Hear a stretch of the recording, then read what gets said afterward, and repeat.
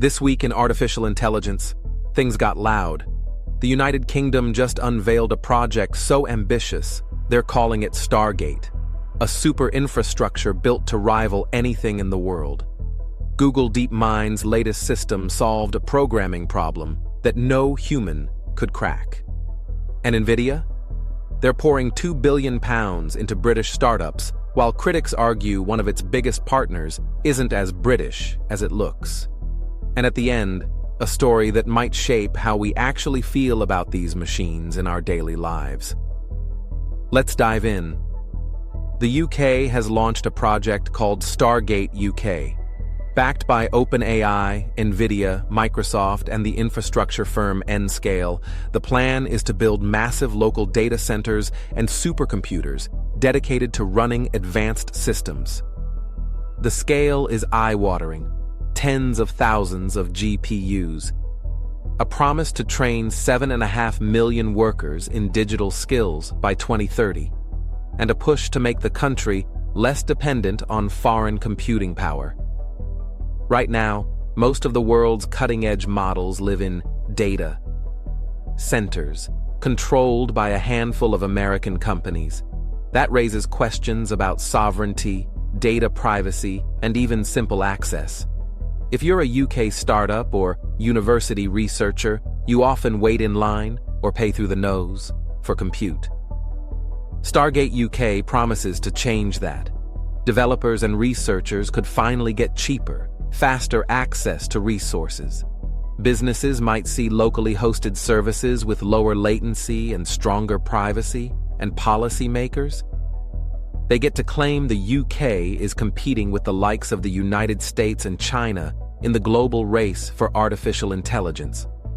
But who really controls this? The infrastructure relies heavily on Nvidia hardware and American partners.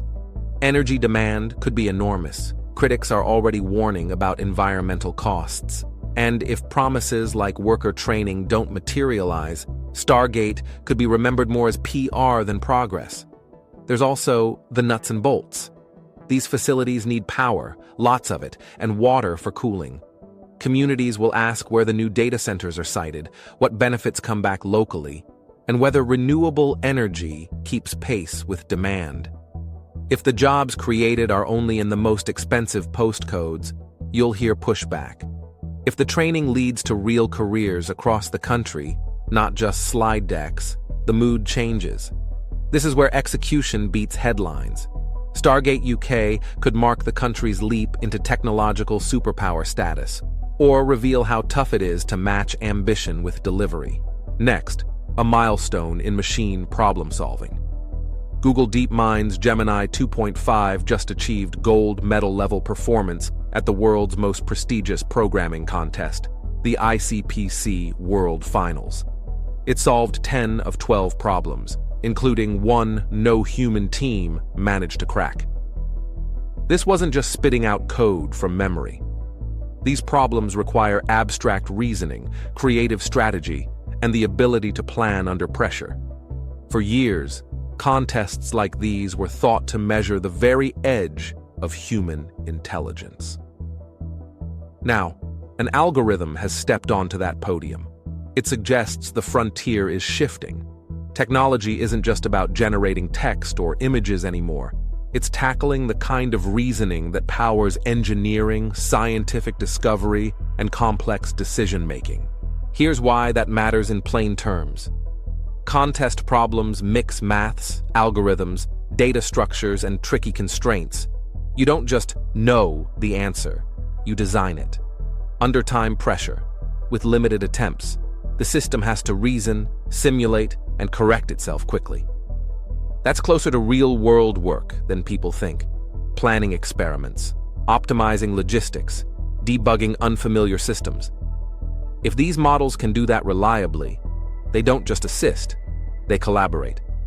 Students and educators may need to rethink how we train for coding, science, and maths when machines can outperform us at the top levels.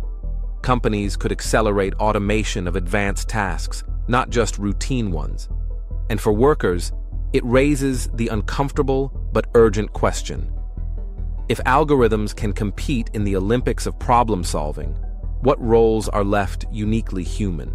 Let's be honest about limits too. Benchmark wins don't equal infallibility.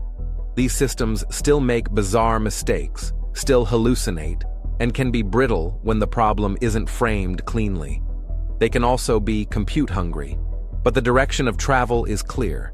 More reasoning, more planning, more tool use, steadily reducing the gap between a helpful assistant and a capable problem solver. There's also optimism. Just as calculators didn't kill maths, but reshaped it, systems like Gemini 2.5 could become partners, handling the hardest puzzles while humans focus on creativity, ethics, and direction. The smartest move might be learning how to pair program with the machine, to prompt well, to verify, and to steer. DeepMind's win is less about coding contests and more about showing that machines are learning to think in ways we once believed only humans could. Meanwhile, the money keeps pouring in. Nvidia just announced a £2 billion investment in the UK startup ecosystem. The goal?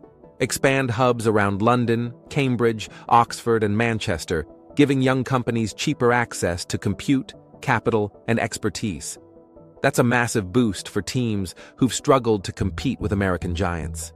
It could accelerate homegrown innovation, create jobs, and attract global talent. But alongside the optimism comes a debate. One of the central players in Stargate UK is Nscale, branded as a British infrastructure company.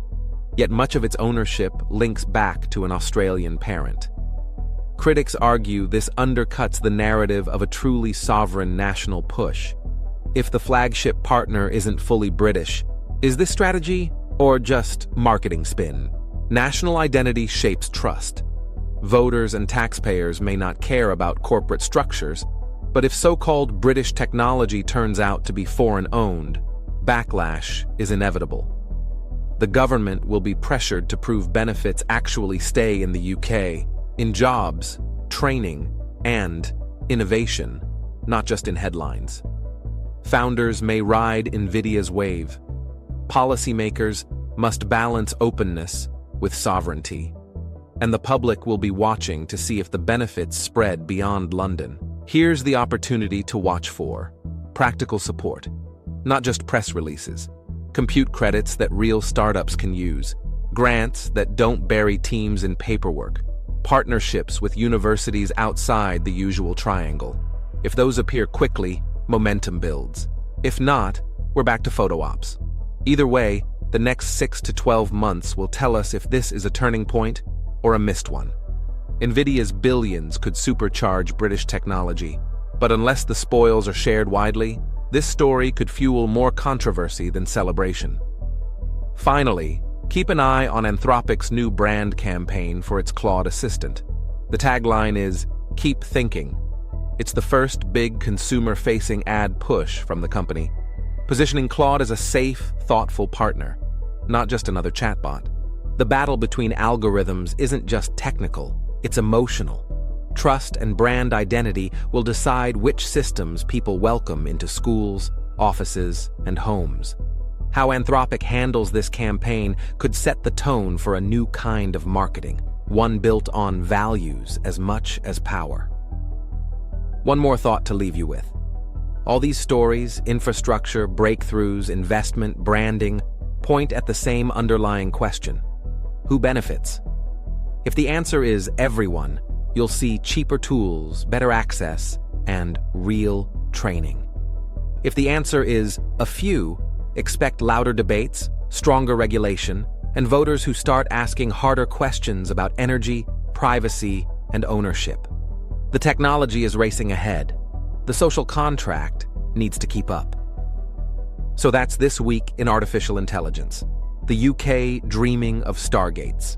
Machines out-reasoning human champions. Billions flowing into new ecosystems, with questions over who really benefits and the beginnings of a branding war. Which story hit you hardest? Do you trust the UK's plan? Do you see Gemini 2.5 as partner or rival? Also, does it matter whether your assistant is British, American, or just useful? Drop your thoughts in the comments. Don't forget to subscribe to AI Unlocked, because the future isn't coming. It's already here.